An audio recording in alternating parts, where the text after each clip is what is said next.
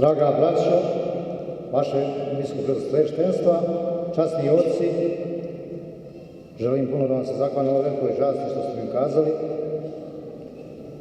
Smatram da nisam ništa posebno uradio, osim što sam pratio vjeru Hristovu, poštovao Boga, Svetog Vasilija, narod kojim pripadam, to prosto jednostavno nisam mogao da podnesem. I Sveti Vasilij je bio 2 dana prije toga u Nikšiću, narod koji je pristupio tu, znači nisam mogao na svoj narod vidjeti.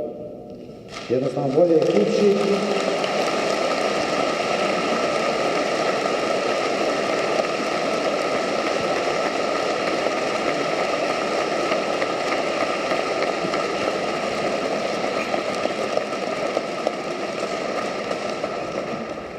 Bolje je kući časna obraza nego s pendrekom prljava.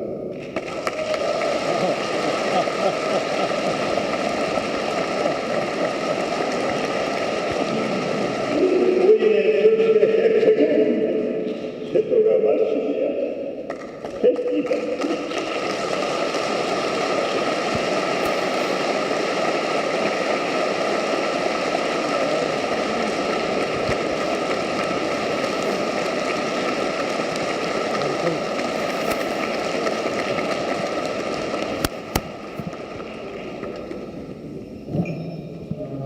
Ovo što smo rekli i Bijelo polje.